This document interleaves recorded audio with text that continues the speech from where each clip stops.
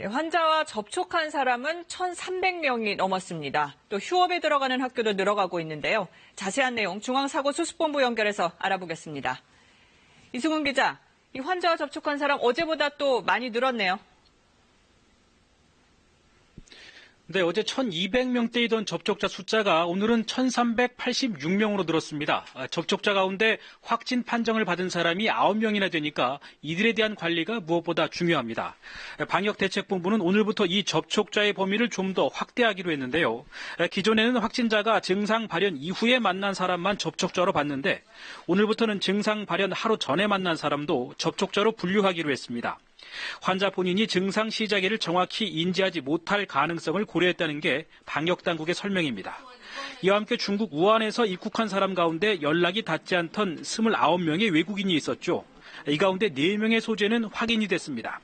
방역당국은 나머지 25명 가운데 20명은 일단 잠복 기간이 지난 상태라며 경찰과 함께 이들의 소재 진화 상태를 계속 추적하고 있다고 설명했습니다. 네, 그럼 마스크 얘기 좀 해보죠. 정부가 강력한 대책을 내놨는데 마스크 구하기는 여전히 어렵거든요. 이 매점 매석 단속 어떻게 진행되고 있습니까? 네, 그제부터 합동 단속반이 투입이 됐는데요. 지금까지 모두 31건의 위법 의심 사례를 발견한 것으로 나타났습니다. 단속반은 이 가운데 2곳을 경찰에 고발했고 2곳은 추가로 수사를 의뢰하기로 했습니다. 또 마스크를 너무 비싼 값에 판매하는 걸로 보이는 온라인 사이트 26곳에 대해서는 시정을 요구했습니다. 평소 300만 개 수준이던 마스크를 하루에 900만 개나 만들어내는데도 여전히 구매하기가 어려운 건 이런 시장 교란 행위 때문이라는 게 정부의 판단입니다. 정부는 마스크나 소독제 매점 매석 행위는 최고 2년의 징역형을 받을 수 있다고 거듭 강조했습니다. 또 개학과 입학 앞두고 학부모들도 걱정이 많습니다. 이 학교들 휴업 상황 전해주시죠. 네, 서울시교육청이 그제 중랑구와 성북구 지역에 휴업 명령을 내린 데 이어서 오늘 또 2차 휴업 명령을 내렸습니다.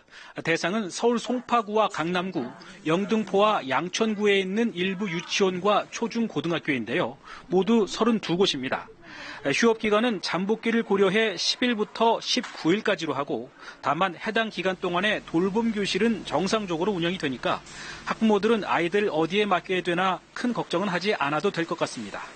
오늘까지 전국적으로는 모두 647곳의 초중고등학교가 휴업을 결정한 것으로 집계돼 닷새 만에 2배가 늘었습니다.